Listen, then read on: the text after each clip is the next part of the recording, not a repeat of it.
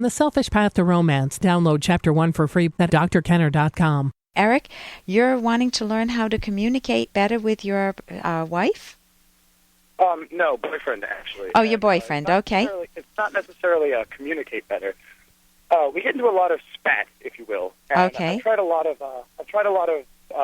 proactive approaches, such as using an I feel statement. Oh, good. Using the I feel statement. I've also tried extensively. I try not to say you should. It's hard because it's such a common word in our Oh, language. yeah. I try not to say you should do this. Right. You should do that, because then it feels like he doesn't have an option in the matter. Right. Right. I've had moderate success with the I feel statement, because then it removes that sense of, that like, oh, he's blaming me for this. Right. Right. But aside from that, he's had my boyfriend's had a rough time with his mother. His mother was fairly abusive when he was younger, and it reflects in his emotional stability. Yeah. He has a hard time trusting and has a hard time communicating when he's feeling downtrodden. He gets very withdrawn, very not necessarily introspective, but very withdrawn, very he internalizes it a lot, and it creates a lot of strife between us, because I feel like I want to be able to help him. Right. I know I want to be able to help him, but it's a matter of him setting up these walls around himself. Yeah. At the same time, I have a pretty short temper. Okay. I can get frustrated. I will admit to that. I can Yeah. get frustrated. Never to the we've never hit each other. Okay. Out there. We've gotten into yelling matches. I will admit to this. We've gotten into a lot of yelling matches, but we've never laid hands on each other.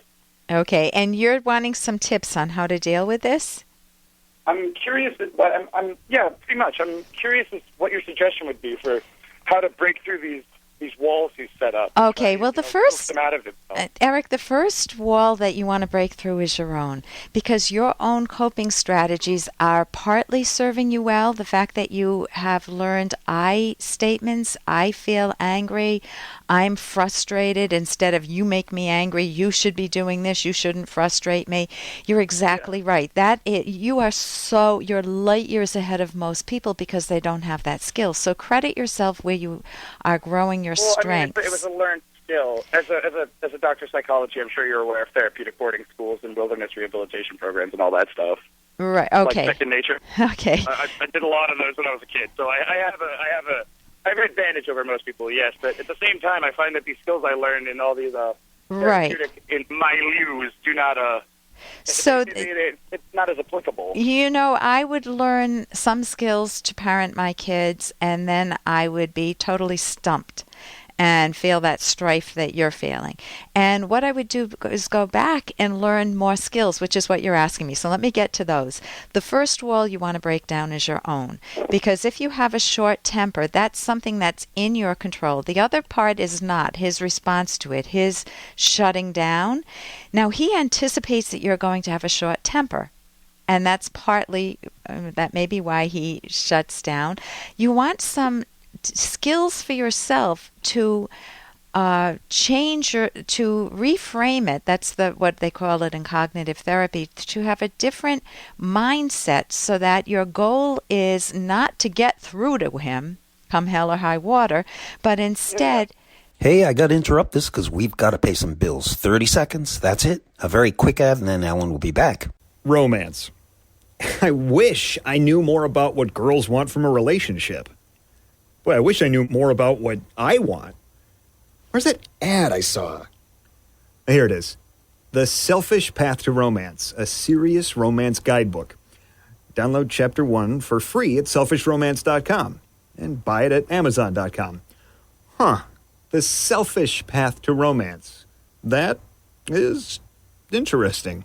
Your goal is not to get through to him, come hell or high water, but instead to try to reach his mind in a way that's open to you. That's a different framing.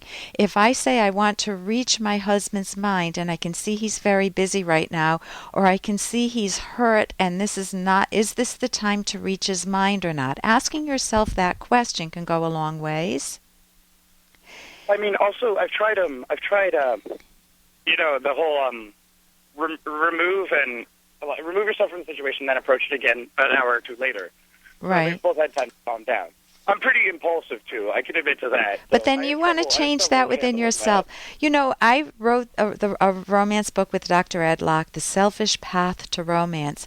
And we talk about how the reason we call it the selfish path is guess, in order to have a loving relationship, guess whom you need to make lovable first? Yourself. Yourself, yes. So we don't mean selfish in the traditional sense of run roughshod over somebody. We mean you need to learn how to make yourself lovable. And if one of your tendencies is to roll your eyes or to scream or yell or say, I've had just about enough of this, or whatever All those passive responses. right. make you set up more walls.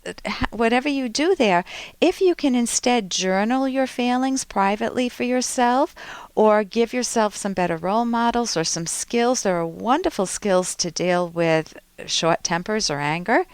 And basically, you need to have a different monologue inside your own head than the one you've been having. Because if you're saying, I'm not going to let him do this to me anymore, he better open up. Listen, if he wants this relationship, it's over if he doesn't open up. I can't take it any longer. Notice you're escalating. Right. And he's going to read your body language, too. The thing about communication is, and you know this, Eric, that we read body language much quicker and we believe it much more than we believe the words. To believe words. You're right. If I say to you, I'm sorry, you already know just from hearing, I'm not sorry. Right. So if you reframe it as, he is a partner who I'm investing possibly a lifetime with. Is that the case? Is this a romantic partner?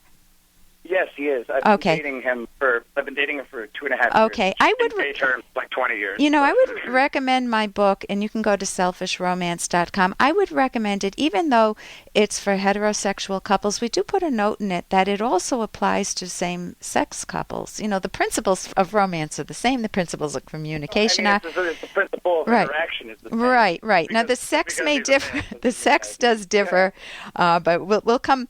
So if you need to ask yourself, is this a good time to reach my partner right now? What do I want to tell him? What are the best ways to reach him? If I don't know the best ways to reach him, in a time when we're both feeling calmer, can we have a talk about what I do that's irksome to him, that's bothersome to him, and what he would prefer that I do?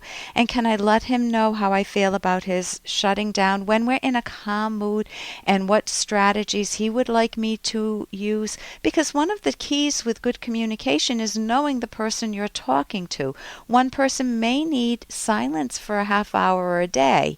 Another person may need to talk right away, and you need to work things out so that there's a good pacing in the relationship. And you can talk about each of your walls. You can talk about better strategies. You can talk about how you've coped with things better. So I know we're just about at the end of time here. I wish we had more time, Eric. For more Dr. Kenner podcast, go to drkenner.com and please listen to this ad. Here's an excerpt from The Selfish Path to Romance, the Serious Romance Guidebook by clinical psychologist Dr. Ellen Kenner and co-author Dr. Edwin Locke, who's world famous for his theories in goal setting. Sex, more than any other pleasure, involves the integration, the joining, the merging of both your mind and your body. There are pleasures that involve mainly the mind, such as intellectual achievements or contemplating a work of art.